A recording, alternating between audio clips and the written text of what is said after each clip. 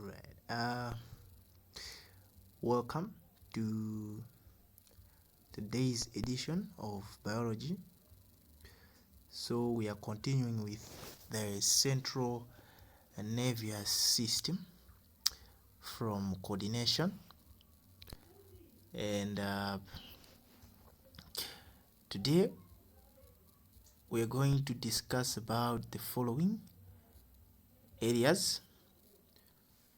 One, we'll discuss about the human brain, and two,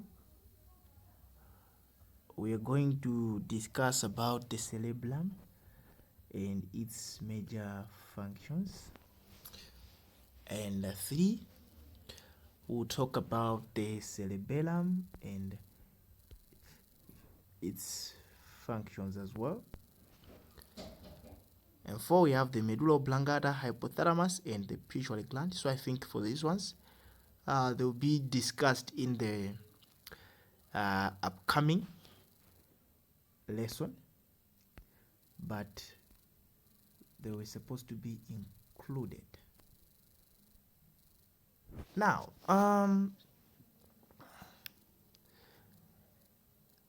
the human central nervous system is made up of the brain and the spinal cord, because a lot of people akamva za nkhani ya nervous system, they just think about the brain. So it is made up of the brain and the spinal cord. So the spinal cord is an extension of the brain and is often found enclosed in the vertebral column. Tikamayang'ana nkhani ya locomotion, kunsana kumakhala chija timachitcholi chi backbone. So mene muja mulipati peti timachitcholi vertebral column. Remember, all animals with a backbone are called vertebrates. So mkati mwa chimene chija chi spinal cord chija,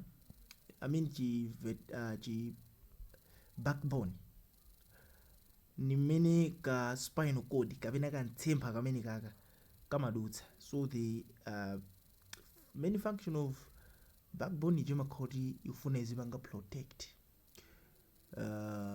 this spinal cord from external physical force.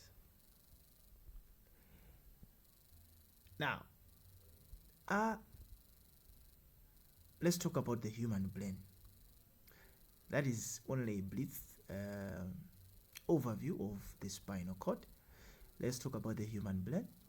So the brain controls all functions of the body, and it is divided into two columns. The left hemisphere and the right hemisphere controls all functions of the body. You can bear with me that maybe for you to have that phone, first of all you had to think. You had to come up with an idea of taking that phone. And for you to hear whatever I'm saying here is because you have a brain which is interpreting the voice that you're hearing. So that brain is interpreting, then you're able to understand because you have the brain.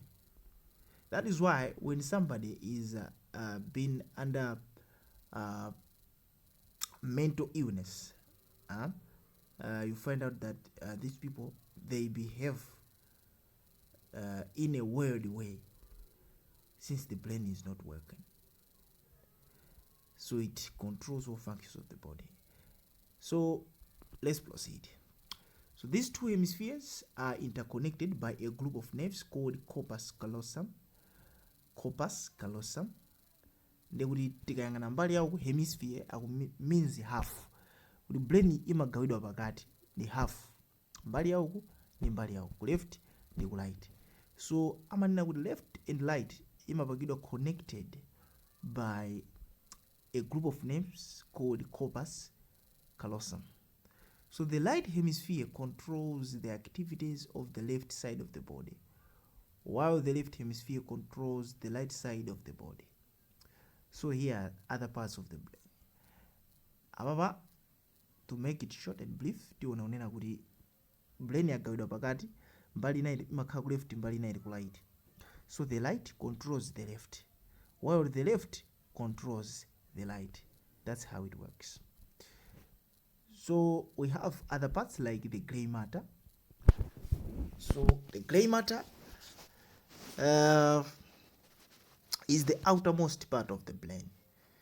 So gray, it's a color. It means that name comes following the color of the matter. So is the outermost part of the brain. Outermost part of the brain. Ndikuti chakunja kweni kweni kwa ubongoko. It is this thing that we call the gray matter. Then we have the white matter. So it lies beneath the gray matter. So after the gray matter, pansi pakepo mkati mwa chemo kapena titero momakhala imene iti kuchoti white matter. Then we have the duller matter. So this one is a tough and delicate outer membrane of the brain which protect the brain from outer mechanical force. The function of this part is to protect the brain from nangasi ubongo umakhala ngati waphalaphala sukhala olimba. So kajula kakuna kuti kamakhala ka tough and delicate. So kamene kantchito wake ndionena kuti kazipanga protect the brain from outer mechanical force, any force. Right. So this is the structure of the brain. As you can see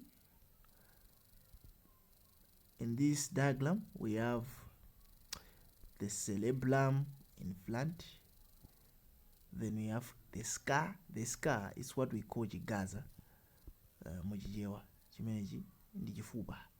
Then we have the hypothalamus chankati muja. Then we have the thalamus, tili ndi corpus callosum imene tayiona kunena kuti they are groups of nerves that connect the two hemispheres of the brain. Tili ndi the cerebellum. Yes, so we have the medulla oblongata, the spinal cord, neck bones, the pituitary gland as parts of the human brain. These are the parts of the human brain.